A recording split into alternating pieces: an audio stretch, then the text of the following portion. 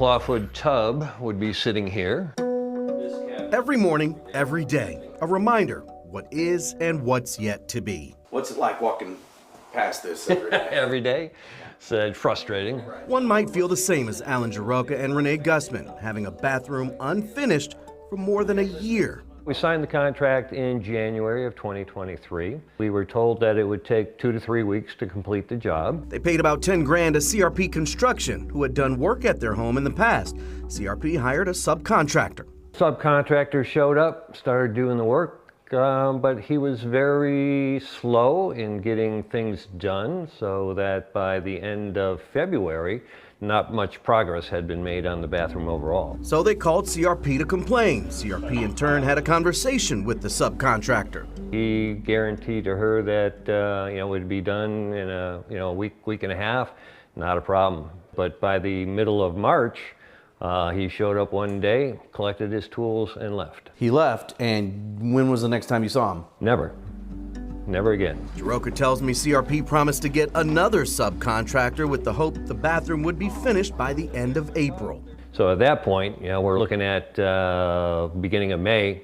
We basically told the contractor that either you finish the job by the end of June or you refund our deposit minus what we owe. And after that, it was pretty much radio silence from her. Didn't hear anything. I would imagine you felt a certain type of way when that relationship kind of went sour. Oh, absolutely. We were very disappointed, said, one of the reasons that Renee picked the person to begin with, we liked her. But now she was gone with their 10 grand. So they sued, taking CRP Construction and its owner, Stiliana San Vicente, to court. Jaroka tells me at the initial meeting with the court clerk, San Vicente was a no-show, leading to an immediate judgment in the couple's favor. When you got that first judgment in your favor, you're thinking what? Hey, we're good, we're golden. I said, we got no problem. But the couple tells me it took another court date to get San Vicente to identify Chase Bank as the holder of her business account. But still, the couple saw no money. We went by the Kenosha home listed as CRP Construction's principal office. There, we found furniture and other debris outside, and no one answered the door. We tracked down a phone number listed in CRP's business records from the State Department of Financial Institutions. Hi, is this Stiliana? Yes. Hey, this is Derek Rose. I'm calling from Channel 12 in Milwaukee. Yes. How are you doing today? Okay, what is this regarding? It's regarding Renee Gussman and a lawsuit over the $10,000 for her unfinished bathroom. I'm sorry, I don't know what you're talking about. You don't know what I'm talking about? You filled out paperwork in court. She's suing you for $10,000.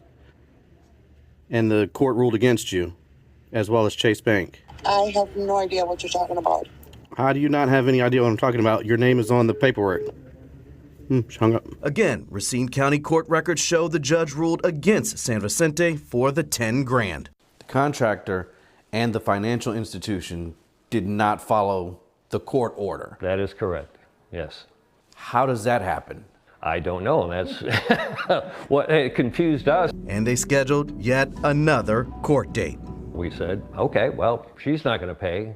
Chase Bank, we know, has the money to pay, and now they are liable for her debt. So we schedule a court date. We show up. Chase Bank does not show up.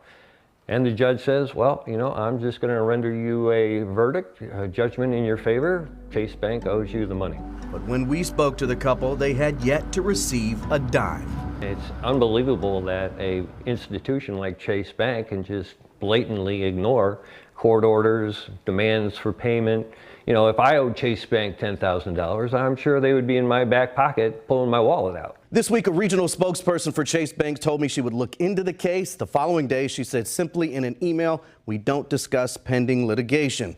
As for the couple, they hired a collection agency to recover the money from Chase and the contractor.